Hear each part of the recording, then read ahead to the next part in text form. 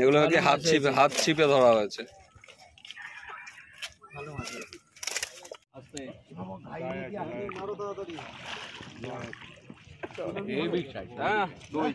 থাকবে না মানে মাছ যদি খায় না খায় উঠে গেলেও কোনো সিদ্ধান্ত দেবেন না, অতএব শিকারীরা নিজেরা দায়িত্বে। সেই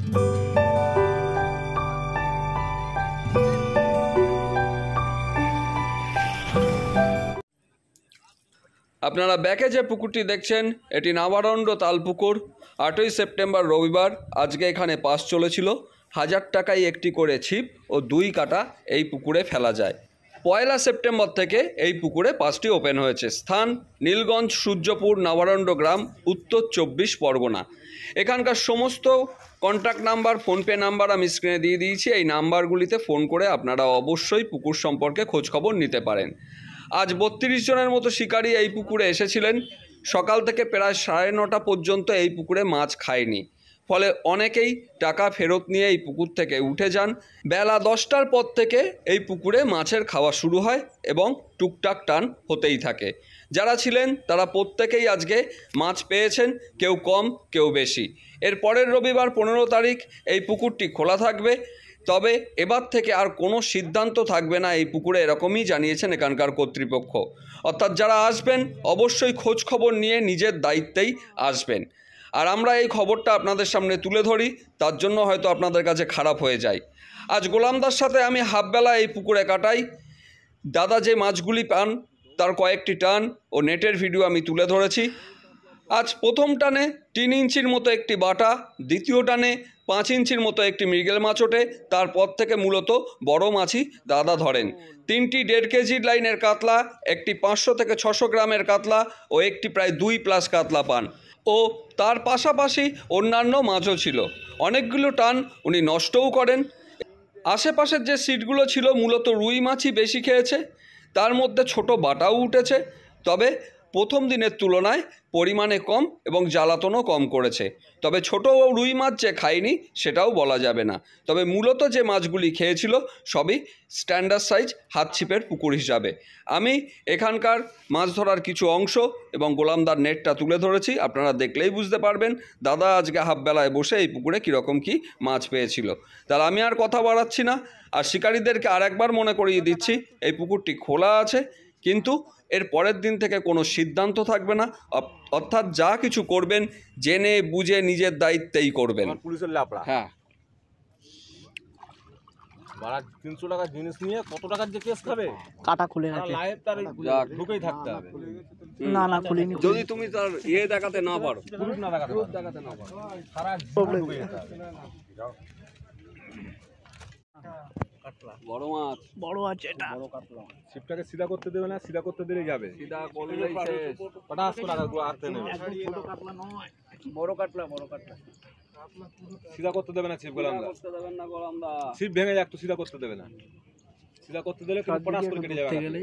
মাছ খেলো, মাছের কত মাছ খেলো?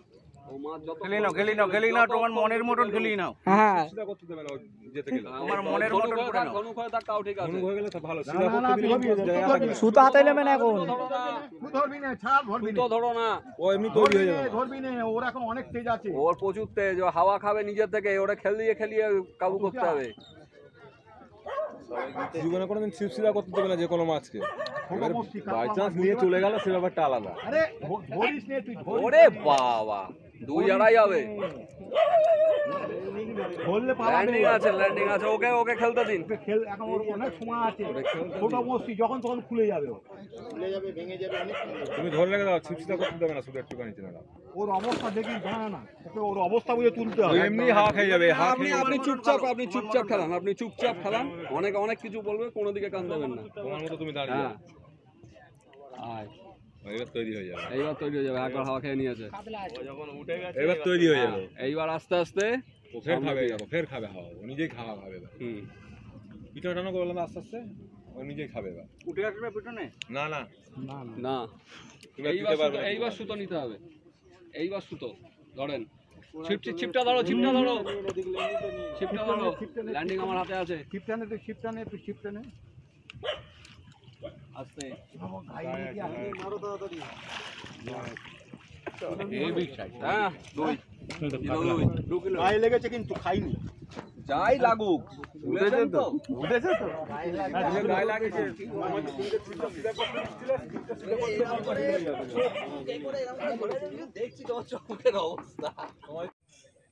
আজকে সকালে অনেক শিকারি এসেছিল, কিন্তু সকাল 9টা সাড়ে 9টা পর্যন্ত মাছ সেইভাবে খাইনি। তো বেশ কিছু শিকারি উঠেও যায়। তো তারপরে যারা ছিলেন তারা কিন্তু মোটামুটি ভালো মাছ পেয়েছে। নেটের ছবিগুলো আমি প্রত্যেকটা নেটের ছবি দিয়ে দেবো। ভিডিও আজকে আর আমি করছি না, শুধু গোলাম ভাইয়ের সঙ্গে আমি দুপুর 12টা থেকে এখানে বসে কাটাই, এবং যা মাছ হয়েছে গোলামদার আজকে সেগুলো আমি দেখাবো। আর আমাদের স্বদেশদাকে পেয়েছি। স্বদেশদা, বলো আজকে মোটামুটি কতজন শিকারি এসেছিলেন পুকুরে? 30-32 জন এসেছিলেন। আচ্ছা, তো সকালের কন্ডিশন কি ছিল? মাছ ভাসছিল নাকি? মাছ ভাসছিল।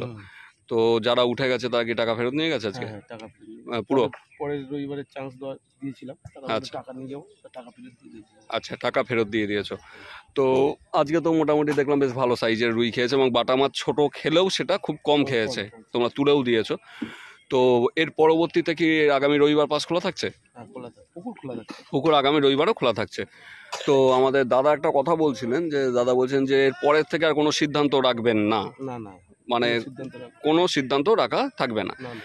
মানে মাছ যদি খায় না খায় উঠে গেলেও কোনো সিদ্ধান্ত দেবেন না। শিকারীদের দায়িত্ব। অতএব শিকারীরা নিজেরা দায়িত্বে সেই জায়গায় আসবে।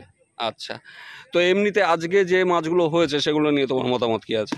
ভালো মাছ খেয়েছে, আচ্ছা, সবাই ভালোই মাছ পেয়েছে, খারাপ তো কোনো নেই। আর গোলামদা বলো তোমার খবর কি?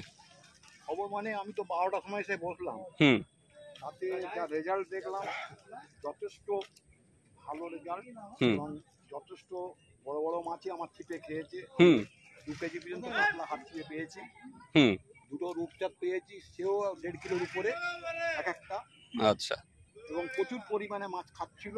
হুম মানে আজকে যারা বসেছে তারা তো প্রত্যেকেই, মানে যারা আছে, যারা উঠে যাওয়ার পর যারা আছে উঠে তারা যাওয়ার প্রত্যেকেই, পরেও যারা ছিল হুম তারা প্রত্যেকেই পুকুর সম্বন্ধে ভালো কথাই বলবে।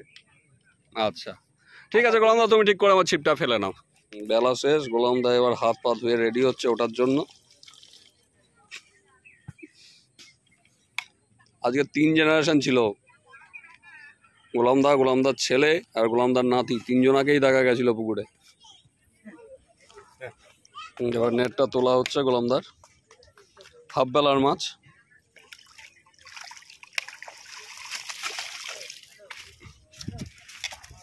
চলো খেলিয়ে দাও এখানে।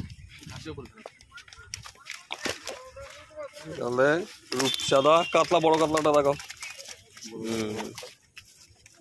বড় কাতলা, এগুলো কি হাত ছিপে ধরা হয়েছে।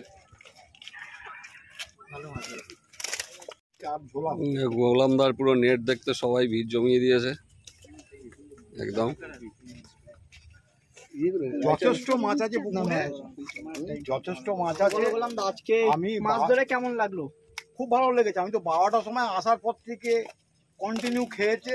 আমি তো নিজে অনেকগুলো মিস করে ফেলেছি, মাছ বেরিয়ে যাবে। এত বড় বড় মাছ তোলা তো খুব মুশকিল, তবুও যেভাবে তুলেছি খুব ভালো 1000 লাগলো। টাকা টিকিট হিসাবে কি বলবো, পুকুরে মাছ কেমন আছে? 1000 টাকা হিসাবে পুকুরে এই আশপাশে যত পুকুর তার থেকে ফার বেটার পুকুর এটা, এটা আমার মনে হয়।